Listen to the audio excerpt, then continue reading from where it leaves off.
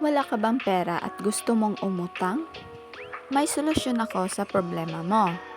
Pwede na po tayong umutang dito sa GCash. So for today's video, ituturo ko po sa inyo kung paano umutang ng pera sa GCash ngayong 2024. So kung bago ka pa lang dito sa aking channel, i-click mo na ang subscribe button pati na rin ang notification bell kasi nag-upload ako dito ng mga tips and tutorials na pwede natin matutunan at pwede natin magamit.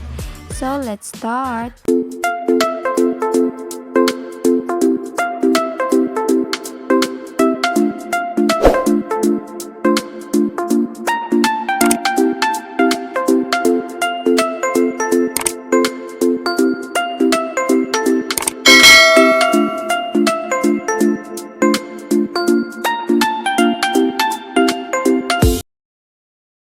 So, para makapag-proceed tayo sa ating loan process or paano mangutang sa GCash, i-open lang po natin ang ating GCash account. So, after natin ma-open yung ating GCash account, ang una po natin gagawin, i-check lang po natin yung ating G-score kung mataas na ba.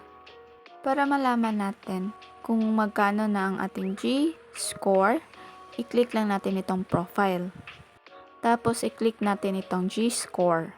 So, ano nga ba ang G-score? Ang G-score, ito po ay nakabase kung pwede po tayong makapag-loan or humiram ng pera sa GCash. So, makikita natin dito na ang aking G-score ay merong 450 score.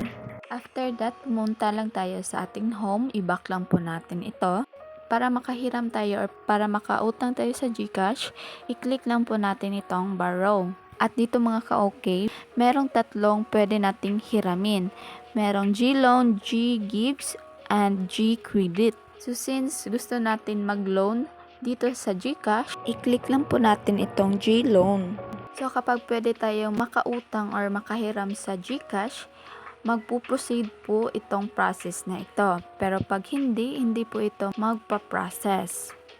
So kapag hindi po kayo makapag-process, pataasin nyo pa po yung inyong G-score para makahiram kayo or makautang kayo sa GCash. So dito mga ka-okay, pwede po tayo makahiram dito up to 1,000 pesos. Payable po ito hanggang 6 months at meron po itong interest rate na 6.99% at meron itong processing fee na 3% one time. Para makapag-proceed tayo, i-click lang po natin itong Get Started. At dito makikita natin yung ating loan amount which is 1,000 pesos. At payable ito for 6 months. At meron itong 6.99% interest. At dito, kukuha si GCash ng 236.57 pesos per month sa iyong GCash wallet.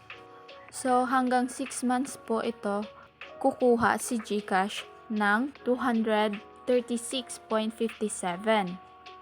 Then, select tayo ng purpose of loan. I-click lang natin itong pay bills. And then, scroll down lang po natin ito. And after that, makikita natin dito na nakalagay loan amount which is 1,000 pesos.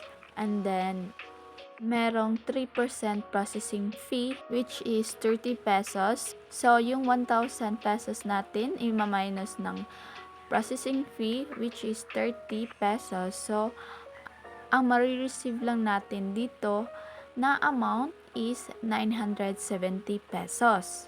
So, ayan, ito na lang po yung ating marireceive sa ating GCash. So, para makapag-loan tayo or makapag-utang sa GCash, i-click lang po natin itong Get This Loan. Ayan, dito nakalagay amount to be received 970 pesos. So, principal amount 1,000 pesos, interest per month 6.99%, processing fee 30 pesos, duration for 6 months, and payment due April 30, 2024. So, every 30 of the month, tayo pwede magbayad ng ating utang sa G-Loan. So, don't you worry kasi maglalagay po tayo ng tutorial kung paano ba magbayad ng ating inutang sa GCash na G-Loan. And then, i-click lang po natin itong continue. Then dito, review your other information. So, ilalagay lang po natin yung other information dito. So, dito sa emergency contact, ito po yung kanilang i-contact kung hindi tayo makapagbayad sa kanilang inutang. Make sure you have informed that person that you listed them as your emergency contact. I-inform lang po natin kung sino ba yung ating ilalagay dito para ma-inform sila. So kapag okay na at nalagay na natin yung ating mga information dito, i-click lang po natin itong next. Then dito mga ka-okay, i-review lang natin yung ating G-loan. Para makapag-proceed po tayo, i-check lang po natin itong I agree. Then after that, i-click lang po natin itong submit. So ayan mga ka-okay, nakalagay dito amount to be received 970 pesos. So ito po yung parang summary natin sa pag-uutang sa G-loan. So ayan, kailangan lang po natin itong i-check itong I agree. Then i-click lang po natin itong continue. So ayan mga ka-okay, you're about to receive 970 pesos using G-loan. Then i-click lang po natin itong confirm at meron tayong marireceive na text message. So ito po ay OTP. Lalagay lang po natin dito yung authentication code. And then i-click lang po natin itong submit. So after nyan, eto na po, congrats! Your loan application is successful. Your loan amount will be sent to your GCash account within 24 to 48 hours. You will receive a text or an email to confirm your transaction. Then, i-click lang natin itong OK. At hintayin lang natin na pumasok yung ating loan amount dito sa ating GCash. So, ayan mga ka-okay, ang available balance na po natin dito is 3,091.5 pesos. So, na-receive na po natin yung ating inutang or yung ating G-loan. So, ayan, wala pang 2 minutes, napakadali lang, na-receive na natin yung ating G-loan.